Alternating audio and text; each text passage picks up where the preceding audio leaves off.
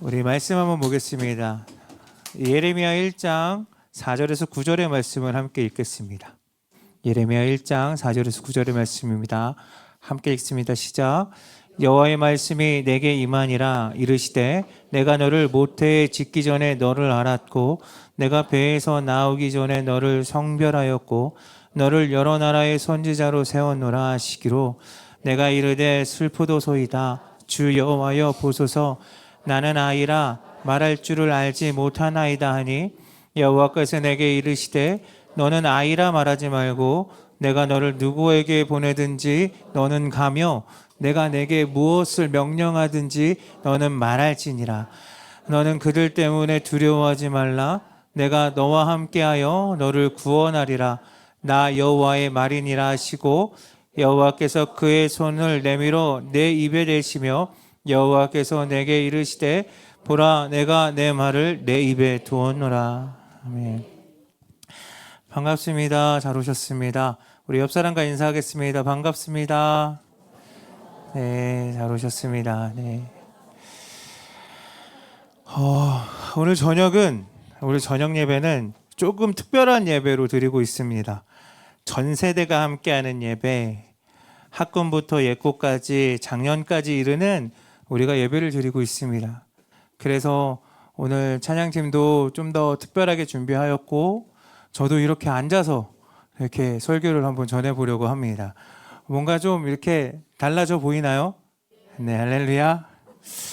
자, 우리 전 세대가 예배하고 있습니다. 예고 소리 질러! 들었죠? 이 정도예요. 프리즘 소리 질러! 에이, 다시 프리즘 소리 질러! 자, 바이 소리 질러! 자, 우리 작년부 소리 질러! 이 정도는 해야지. 참. 우리 모두 함께 소리 질러! 좋아요. 누구 아들이야, 저거? 네, 좋습니다. 제 아들이라서 그런 거예요. 네. 전 세대가 함께하는 예배인 만큼 좀 더 컨셉이 명확하면 좋겠다라는 생각이 들어서 우리 김다솔 목사님하고 구영호 전도사님하고 좀 더 이렇게 찬양도 뜨겁고 열정적인 것으로 준비했었고 말씀은 여러분 우리 오늘 부모 세대와 함께 공감할 수 있는 포커스를 한번 잡아보았습니다. 요즘 교회마다 교회 학교가 무너지고 있다는 통계가 계속해서 보여지고 있습니다. 주중 예배에 중고등부, 청년부 찾아보는 거 쉽지가 않습니다. 초등부는 말할 것도 없습니다.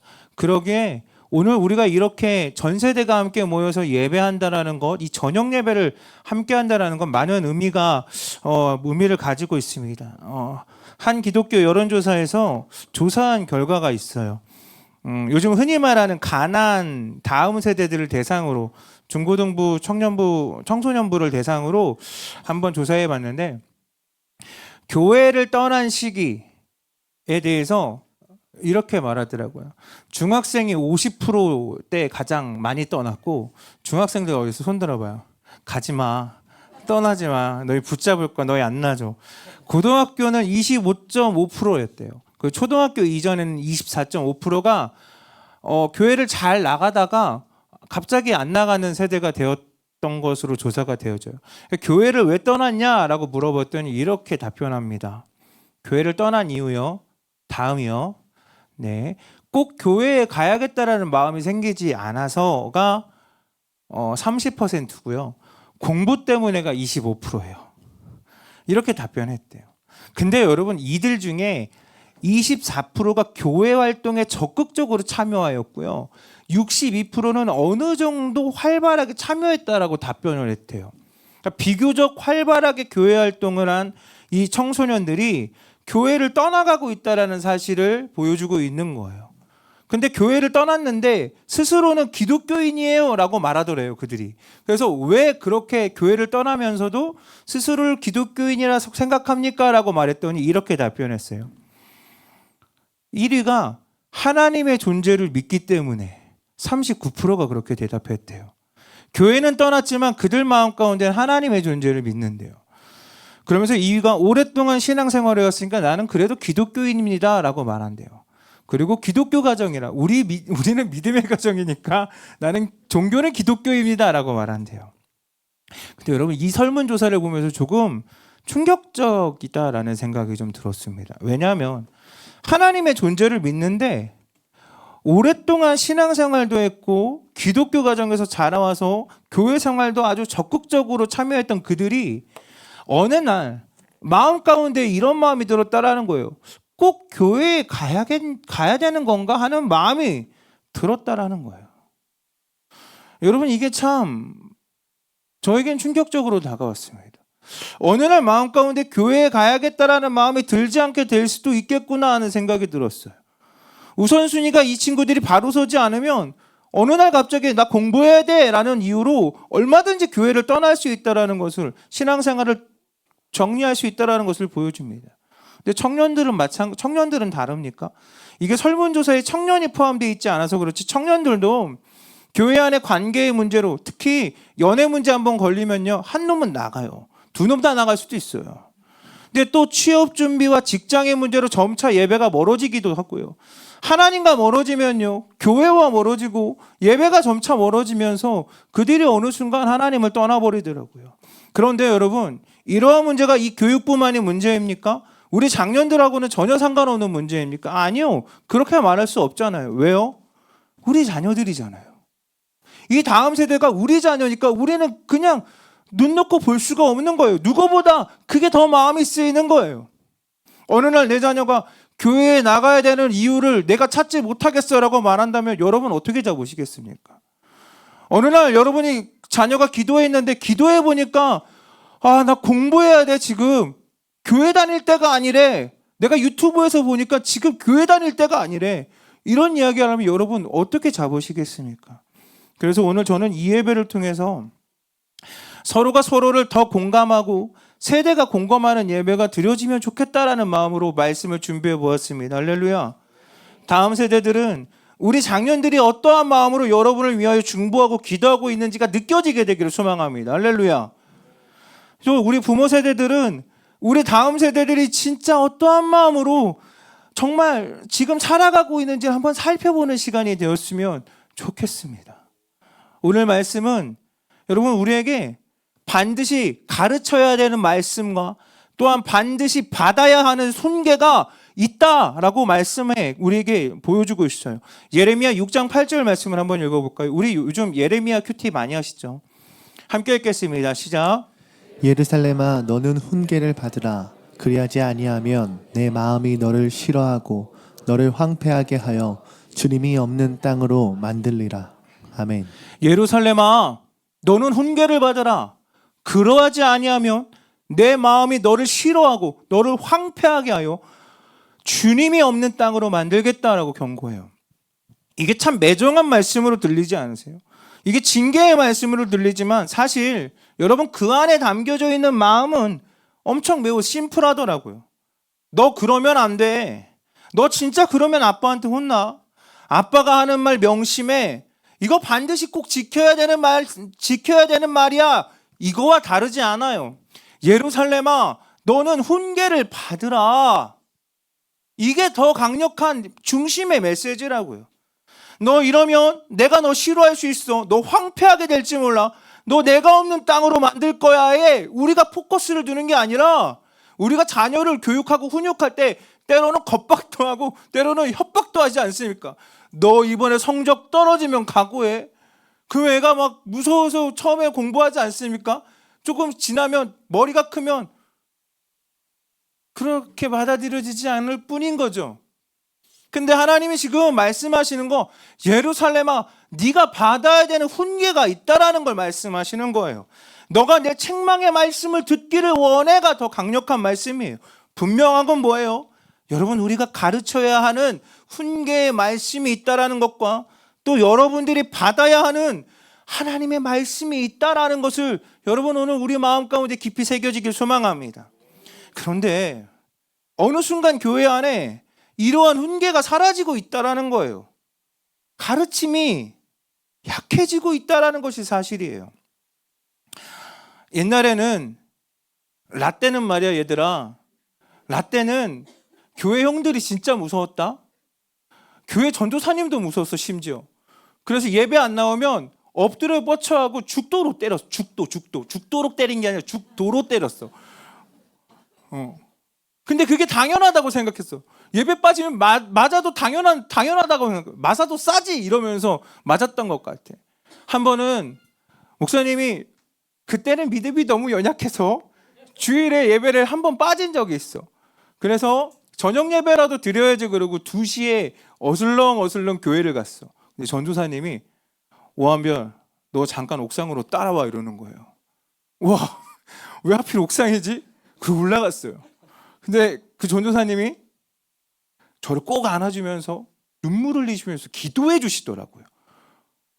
그래서 저 그때 정말 뭔가 한 대 얻어맞은 듯, 진짜 맞을 줄 알고, 와, 이 분위기를 너무 공포로 몰아서 진짜 옥상이라는 주는 그게 있거든. 우리 땐 그랬단다. 옥상 하면 우리는 올라가면 안 되는 길이야. 근데 전도사님이 올라가자 그래서 갔는데 거기서 눈물 흘리면서 기도하시니까 저 어린 마음에 막 같이 엉엉 울며 잘못했다고, 제가 다시는 그러지 않겠다라고 말했던 기억이 되게 강력하게 남아 있습니다. 그런데 요즘은 여러분 교회 안에서 이러한 훈계가 뭐 선배들이 가르치는 게 별로 없어요. 그게 점점 사라져가고 있어요. 요즘 다음 세대들의 교육 현장이요 하나씩 무너지고 있다고 말합니다. 교권이 어느새 너무 약해졌고 학교에서는 아이들의 그러한 인성이나 도덕적인 교육을 터치할 수 없는 지경까지 갔다라고 말해요. 가정에서는 가정에서는 가능합니까? 가정 역시요 교육이 약해진 게 사실이에요. 밥상머리 교육에서 우리는 진짜 아버지가 밥 먹자 그러면 진짜 감사하게 밥 먹으며, 아버지가 어떤 말씀을 하실지 정말 귀 기울이며, 정말 아버지가 아무 말씀 안 하시고 하고 들어가시면 살았다 그러고 방으로 들어갔던 기억이 있어요. 교회도요 점차 힘을 잃어가는 것이 사실입니다. 점차 교육과 가르침을 담당하는 자리에 대한 권위가 무너져 버린 거예요. 이제는 아버지라고 해서 관계가 무너지면 훈육이 어렵게 돼요. 아버지라고 해서 그냥 그 아이들이 그냥 마냥 아버지 말씀하십시오 제가 듣겠습니다 이런 아이들이 점점 사라져 가고 있어요. 학교에서 선생님이라고 한다고 관계가 깊지 않으면 훈육이 안 돼요. 이거 교회도 마찬가지입니다. 권사님 아무나 붙잡고 너 교회에서 뛰어다니지 마 그러면 아저씨가 본대요 그러고 뛰어갈 수도 있습니다. 요즘 교회가 그렇습니다. 교회뿐만 아니에요. 너 이거 쓰레기 이거 너 좀 잠깐만 쓰레기 좀 주술래? 제가 안 그랬는데요가 먼저 나와요. 너가 안 그런 거 알아. 그냥 그래서 주소. 이게 학교의 이게 풍경이라고 합니다. 예전에 아버지라는 자리가 주는 권위가 진짜 분명했습니다. 선생님이라고 하면 무조건 그분에 대한 가르침을 존중했던 시대가 있었다고요. 교회도 마찬가지였고요. 군사무일체 임금과 스승과 아버지의 은혜는 다 같다라는 의미. 우리는 그 자리에 대한 권위와 존중함이 있었던 세대를 살았어요. 근데 지금 그러지 않아요. 없는 건 아닌데 분명히 있지만 이전보다 약해진 것이 사실입니다. 왜일까요? 요즘 시대의 훈육과 교육에 있어서 가장 결정적인 키워드가 여러분 뭔지 아세요? 바로 관계예요. 유대감이에요. 요즘 관계가 깊지 않으면 훈육이 효과적으로 먹히지가 않아요. 그래서 우리 전도사님들이 주구장창 애들을 먹입니다. 맛있는 거 먹이면 관계가 쌓여요. 밥 사주는 좋은 오빠가 되는 거예요. 밥 사주는 착한 선생님이 되고 전도사님이 되는 거예요. 근데 요즘 관계가 깊지 않으면 훈육이 효과적으로 받아들이지 않아요. 그래서 유대 관계가 깊으면 깊을수록 교육과 훈육이 적극적으로 반응하는 것을 볼 수 있어요. 신방을 여러 번 다니면서 청년들을 밥을 먹이면서 청년들과 함께 식사를 나누고 청년들의 얼굴을 나누며 시간을 투자하고 뭔가를 하게 되면 그 친구들이 듣는 귀가 달라요. 다음에 예배 한번 오지 않겠니? 예 목사님 제가 한번 노력해 볼게요. 그랬던 청년들이 어느 순간 예배로 나온다니까요. 가정에서 밥상머리 교육이 사라지셨죠. 어느 순간 아이들과 같이 공동으로 얘기 나누며 그렇게 교회에서 뭔가 교회에 대한 생활이나 학교 생활이나 이런 것들을 묻는 시간들이 점점 사라졌습니다. 스마트폰이 더 발달되면서 대화가 단절되기 시작했어요. 어느 순간 애들이요 내 얼굴을 보지 않고요 자꾸 유튜브만 보는 아이가 생겼어요. 인정하는 것 봐요. 그런 데잖아요. 점점 사라져가고 있어요. 학교는요 어느샌가 학원 교육에 밀려서 선생님과의 유대관계가 점점 사라져가고 있어요. 애들이 학원 선생님들과 더 친해져요. 이게 문제가 되고 있어요. 전 학교 다닐 때 도시락을 싸갖고 다녔잖아요, 저희는. 그러다 보니까 선생님이 갑자기 큰 양푼 주면서 야, 담아. 그러면 담아서 선생님하고 같이 먹었던 기억이 있거든요. 이 아이들은 상상도 못해요. 학교 선생님이 그런 분이 아니라고 생각해요. 근데 학원 선생님은 그게 가능하더라고요. 이전에 교회는요, 토요일에 살았잖아요. 우린 토요일이면 주구장창 살았잖아요. 주일에는 저녁 예배까지 같이 거기서 부대끼며 살았다고요. 그런데 교회마다 여러 가지 이유로 이런 것들이 점차 사라지기 시작합니다. 관계가 사라지기 시작했어요. 부대끼는 것들이 사라지기 시작했어요. 그러다 보니까요, 점차 교육을 담당하는 것이 외면되기 시작하고 누군가가 앞서 나가서 꼰대 되는 게 싫어지기 시작합니다. 두려워합니다. 근데 여러분, 우리가 마땅히 가르쳐야 할, 이들이 마땅히 받아야 할 훈계와 가르침이 분명히 있음에도 불구하고 우리가 외면하는 거라니까요. 오히려 그러면 그럴수록 우리가 마땅히 가르쳐야 되는 의무가 있는 줄 믿으시기를 소망합니다. 예레미야 1장 7절 말씀을 한번 읽어볼까요? 7절에서 19절까지의 말씀을 같이 읽겠습니다. 함께 읽습니다. 시작. 여호와께서 내게 이르시되 너는 아이라 말하지 말고 내가 너를 누구에게 보내든지 너는 가며 내가 내게 무엇을 명령하든지 너는 말할지니라. 너는 그들 때문에 두려워하지 말라. 내가 너와 함께하여 너를 구원하리라. 나 여호와의 말이니라 하시고 여호와께서 그의 손을 내밀어 내 입에 대시며 여호와께서 내게 이르시되 보라 내가 내 말을 내 입에 두었노라. 아멘. 하나님이 지금 뭐라 그러시냐면 예레미야에게 이렇게 말하는 거예요. 마땅히 가르쳐야 할 말씀을 가지고 누구에게든지 내가 보내면 가라는 거예요. 그곳에 가서 그 말씀을 선포하라 명령합니다. 듣는 그들 때문에 두려워하지 말래요. 하나님께서 함께 하시겠다. 특히 예레미야의 입에 나의 말을, 하나님의 말씀을 가득 담겨져 있게 하겠다라고 약속합니다. 할렐루야. 오늘날 우리에게, 다음 세대에게 마땅히 가르쳐야 할, 바르게 지도해야 할 훈계의 말씀이 있습니다. 할렐루야. 그것을 가르치는 걸 두려워하지 말라는 거예요. 꼰대 되는 것을 두려워하지 말라는 거죠. 교회 안에는 말씀의 꼰대가 있어야 합니다. 할렐루야.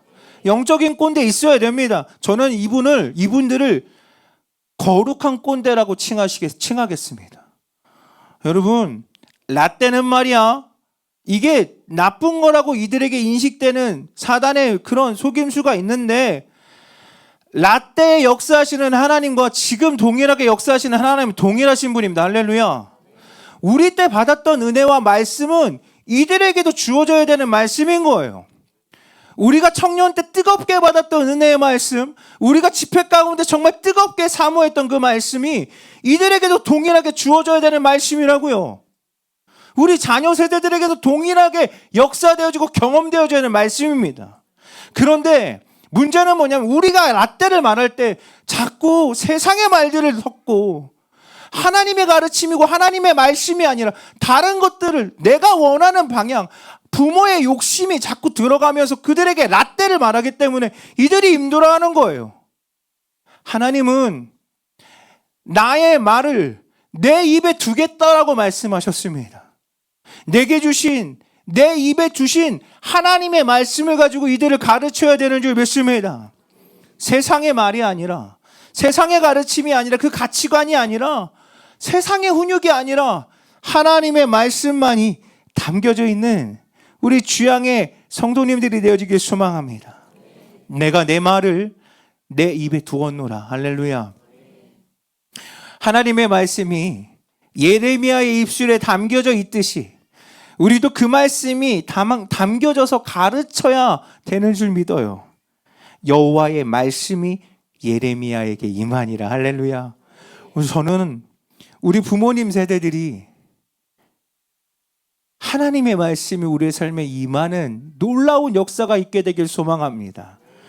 예레미야가 쓰임받을 수 있는 결정적인 가장 큰 이유가 여기에 있습니다. 하나님의 말씀이 그에게 임한 거예요.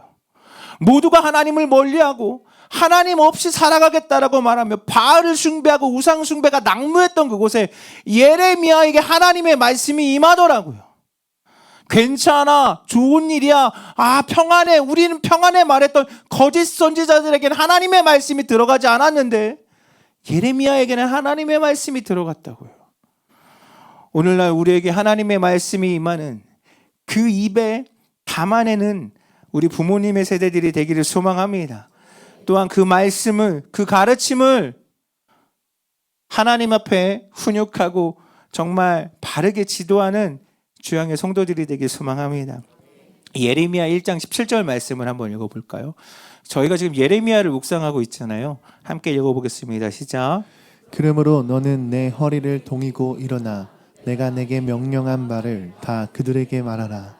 그들 때문에 두려워하지 말라. 내가 그들 앞에서 두려움을 당하지 않게 하리라. 아멘.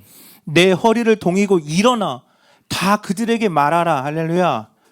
허리를 동인다. 허리띠를 맨다라는 거거든요. 왜 그러냐면 당시에 이스라엘 백성들이 입었던 옷은 나풀나풀 거리는 옷이었어요. 그러니까 달리려고 하면, 일어나 달리려고 하면, 빠르게 움직이려고 하면 허리띠를 동여매야 이게 나풀나풀 거리지 않게 되는 거예요. 그러니까 흐트러짐 없게끔 부지런하게 전해야 된다라는 말인 거죠. 여러분, 전하는 자의 태도가 그렇습니다. 가르치는 부모의 세대의 모습이 그래야 됩니다. 할렐루야. 여러분, 이제는 무서운 세대가 됐어요. 사실은 자녀들이요, 부모의 신앙을 살펴봅니다. 때로는 평가까지 합니다. 요놈의 새끼들이. 제가 얼마 전에 아이에게 야, 핸드폰 좀 그만 봐. 자기 전에 핸드폰 보면 안 되지. 그때 이 아이가 뭐라 그러냐면 엄마랑 아빠는 할 말이 없더라고요. 근데 뭐라 그러겠어요. 아빠는 다 커서 눈이 더 이상 안 나빠져 라고 말해요. 전 노안이 왔거든요 이미. 네, 더 이상 나빠질 눈이 아닌 것 같아요. 근데 얘네들이 저희를 지켜본다니까요. 우리가 허리를 동이는지 흐트러짐이 없는 모습으로 신앙생활을 하는지를 이들이 그렇게 전하는지를 살펴보더라고요. 성실하게 부지런히 신앙생활하는지 다 보고 있더라고요. 여러분, 우리 부모들의 허리띠가 어떻게 지금 동여지고 있는지를 자녀들이 봐요. 주일 예배를 어떻게 드리는지, 우리가 예배를 어떻게 하는지, 큐티를 어떻게 하시는지 이 친구들이 다 봐요. 여러분, 이제 전하는 우리는 이 아이들이 이제는 그렇게 자랐어요. 그런 세대가 됐어요. 본이 진짜 안 되면 따라오지 않는 세대가 됐어요. 그래서 부모님들이 점점 더 신앙생활 하는데 힘들 수도 있지만 보여줍시다. 할렐루야. 허리를 동이고 하나님께서 말씀하신 대로 다 가르쳐 훈육하는 우리 부모 세대들이 되길 소망합니다. 여러분, 그럼 저는 우리 주양이 하나님의 훈계의 말씀을 바로 전하는 부모 세대와 그 훈계의 말씀을 바로 받는 다음 세대가 함께하는 공동체가 되어진다면, 여러분, 그러한 예배가 우리 안에 있다면 얼마나 행복하겠습니까? 할렐루야. 그러니 전하는 것을 두려워하지 말고 그 말씀 듣기를 외면하지 않는 저와 여러분, 우리 모두가 되기를 소망합니다. 사실 훈계하고 훈계 받는 거 서로에게 서로가 막 불편한 거잖아요. 사실 뭔가 자녀를 혼낼 때 우리 마음 사실 편하지 않잖아요. 우리의 마음에 막 카타르시스가 오거나 그러지는 않잖아요. 마음이 너무 아프잖아요. 그 아이가 막 울먹거리며 막 울고 그러면 사실 마음이 찢어지는 게 우리잖아요. 그래서 이 불편하고 힘든 게 얘네도 싫지만 우리도 싫다고요, 사실은. 그래서 외면하고 싶고 그냥 넘어갈까 하는 것도 많잖아요. 그런데 그 시간이 잠깐 불편할 수 있지만 오히려 그 시간이 지나고 나면 우리 마음이 더 가벼워지고 마음의 짐이 덜어지는 것도 느껴지게 되더라고요. 어렸을 때 제가 엄청 잘못한 일을, 진짜 말 못할 그런 일을 한번 저지른 적이 있어요. 사건이 있어요. 근데 그 사실을 우리 아버지가 알게 된 거예요. 아버지가 알았어, 너. 어머니가 진짜 그때부터 아버지 오시는 그때까지 진짜 막 마음이 막 벌렁벌렁거리고 두려워서 와 이제 난 죽었다. 집을 나가야 되나? 막 오만 가지 생각이 막 드는 거예요. 지금이라도 듣지 않았는데. 근데 발자국 소리는 저희 아버지가 들어오시는 소리를 존재감을 되게 많이 보여주셨어요. 아버지 오는 소리를 듣자마자 제 방으로 도망칩니다. 근데 아버지가 술에 완전히 거하게 취하셔서 오신 거예요. 와 이젠 죽었구나. 왜냐하면 누군가가 저에게 맨정신의 아버지와 만취한 아버지 둘 중에 누군가에게 혼날 것인가 라고 선택하면 저는 당연히 주저없이 맨정신의 아버지라고 말했을 거예요. 왜냐하면 만취하신 아버지는 잡히는 것으로 그냥 후려쳤어요. 그러니까 이 어린 마음에 와 방에서 숨지기고 아버지가 부를 때까지 기다리고 있는데 아무 말씀이 없으신 거예요. 그냥 식탁에 앉아서 한숨만 푹푹 쉬고 계시면서 술을 한 잔을 더 하시더라고요. 와, 더 충전하시나? 큰일 났네. 근데 그러다가 제가 방에 이렇게 누워서 숨죽이고 있는데 아버지가 방문을 쓱 여세요. 그때 진짜 자는 척을 하는데 엄청 움츠려서 자는 척하는데 몸이 떨리더라고요. 그러니까 아마 이불이 들썩들썩 거리지 않았을까요? 근데 아버지가요. 한숨을 푹 쉬더니 다시 나가요. 그래 안방으로 들어가시는 거예요. 살았다. 뭔가 살았다라는 마음을 들었는데 잠시뿐으로 아직 끝난 건 아니라는 생각에 잠을 못 자겠는 거예요. 왜 차라리 맞았으면, 차라리 혼났으면, 차라리 꾸중을 들었으면 그게 끝나는 거고 이제 푹 잤을 텐데 도무지 불안한 거예요. 아침 일찍 학교로 도망쳤어요. 아버지를 만나는 게 너무 두려워서 학교로 도망쳤어요. 그리고 학교가 끝나고 아버지가 일하시는 금은방으로 이제 저 금은방집 아들이었습니다. 되게 잘 살았어요. 네, 진짜 잘 살았어요, 여러분. 아버지가 일하시는 가게로 찾아가요. 근데 그때서야 아버지가 저를 맨정신에 부르시는 거예요. 그리고 조곤조곤 말씀하셨어요. 다음부터는 그러지 마. 저는 진짜 그 한마디에 예, 아버지 안 하겠습니다. 안 할게요, 아버지. 이제 가봐.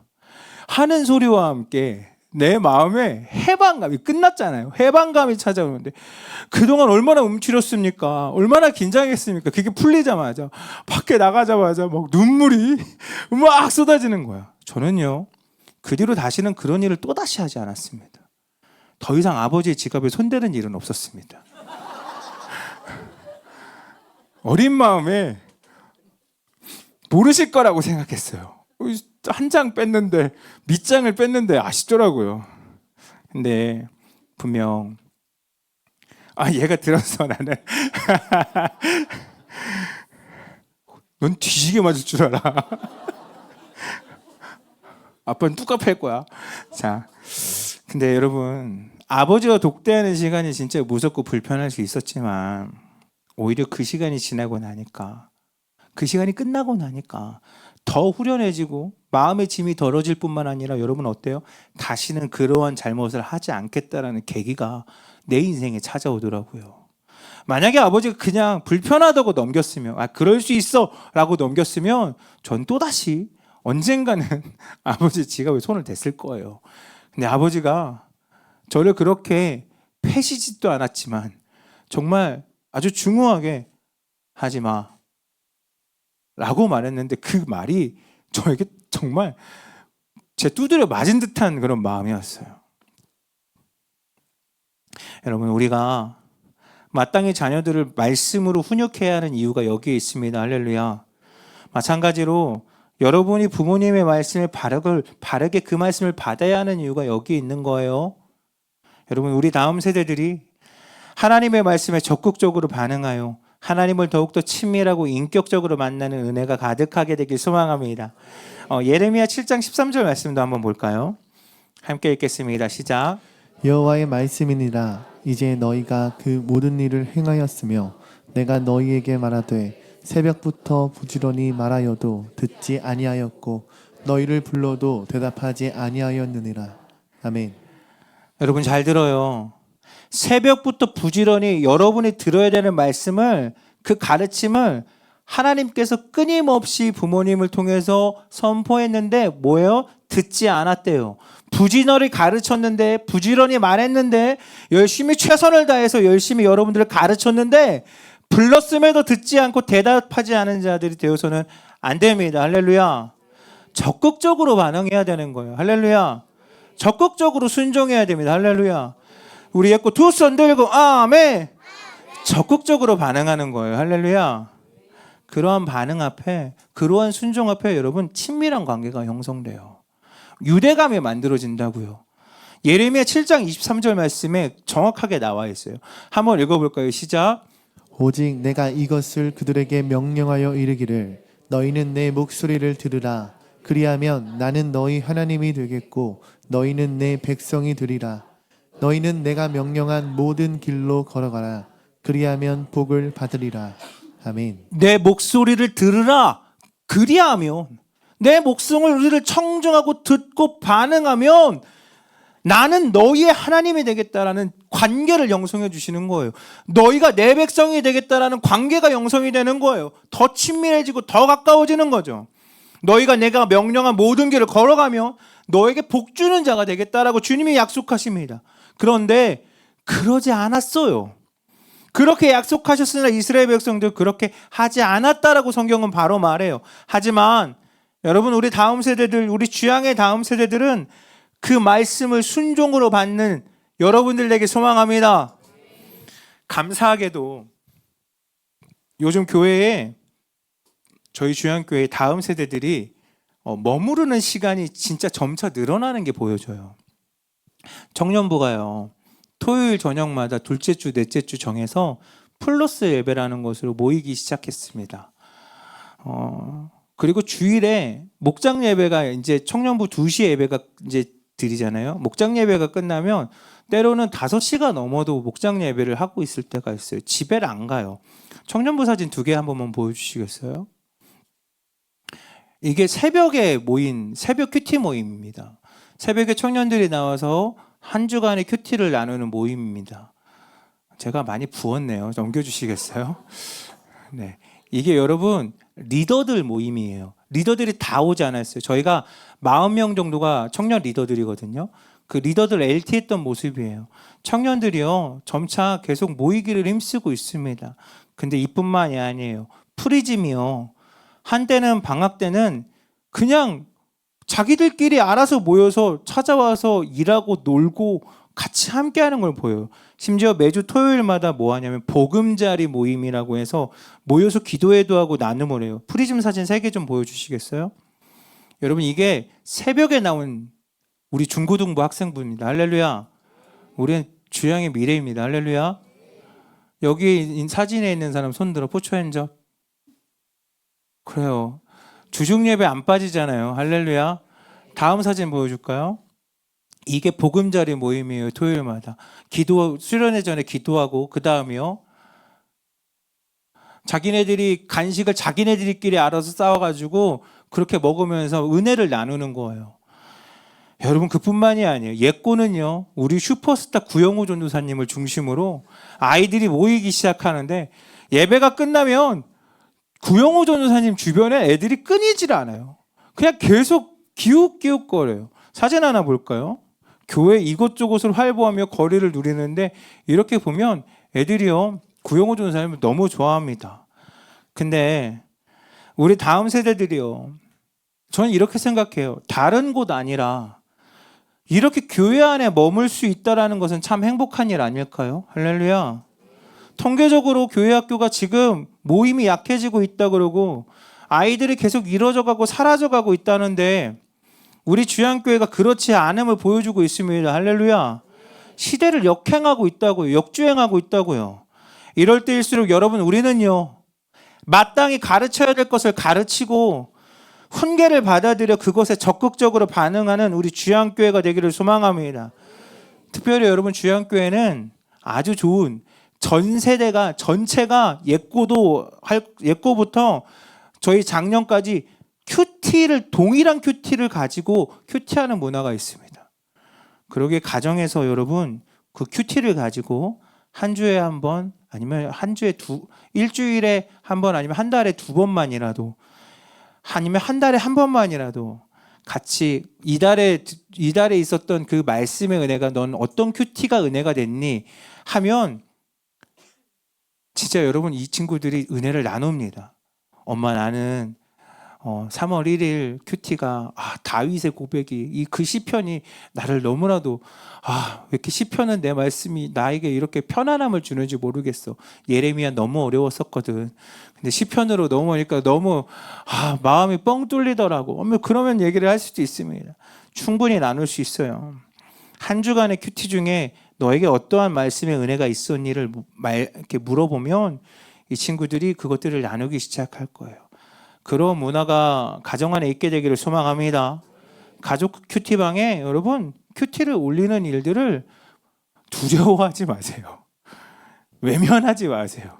애들이 반응을 안 한다고 여러분 할 때까지 하도록 저희가 열심히, 저희 교육자들이 신경 쓰겠습니다.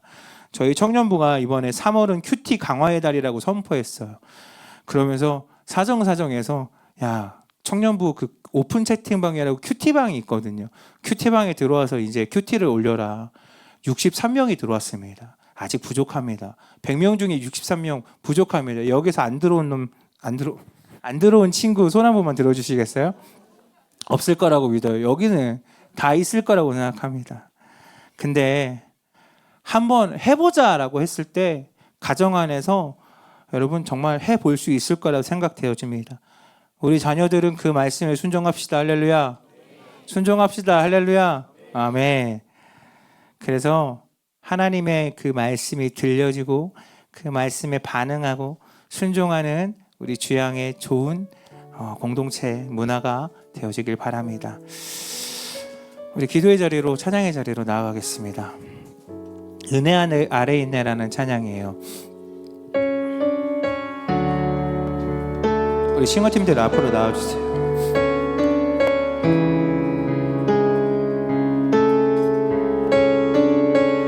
오늘은 찬양과 기도가 하고 바로 축도로 그냥 예배를 전체를 마치겠습니다. 찬양합니다. 죄악 가운데 머물러 있던 나의 삶이 그리스도와 함께 십자가로 연합되었네. 그의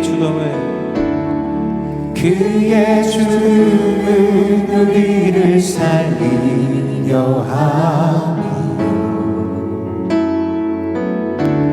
그의 은혜 아래 우린 결코 죄함 없네. 십자가 죽음으로 나의 죄도 죽었네. 부활의 영광으로 영원한 생명 얻었네. 아멘.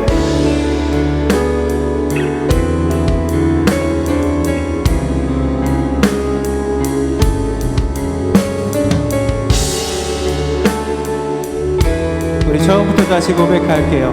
죄악 가운데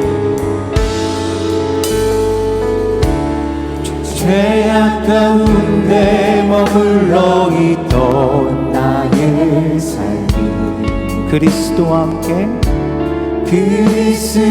함께 십자가로 연합되었네.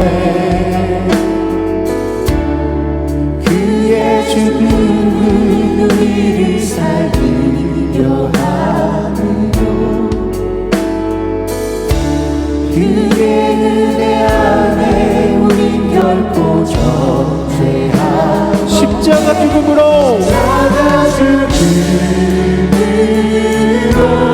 나의 죄도 죽었네. 부활의 영광으로 영원한 생명 십자가 죽음으로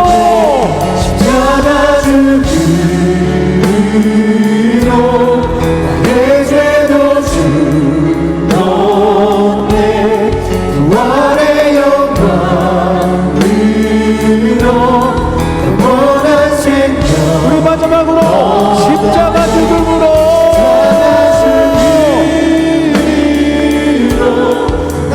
내 죄도 주었네.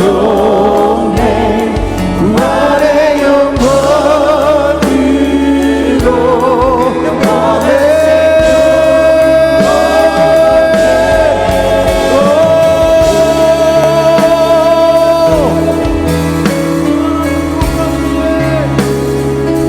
은혜의 역사를 부어주시옵소서.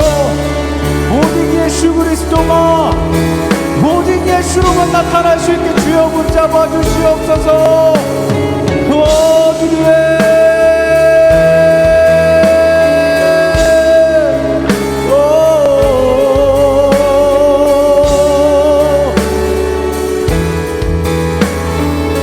은혜 아래 있네.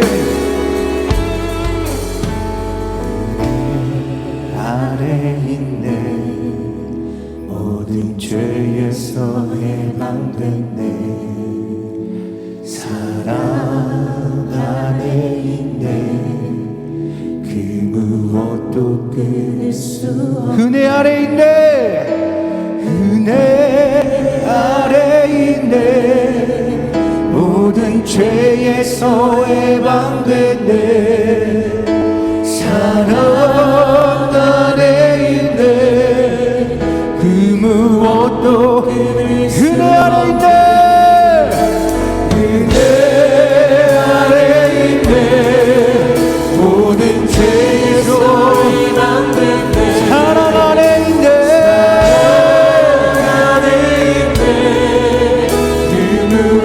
다시 한번 믿음으로 선포합니다. 은혜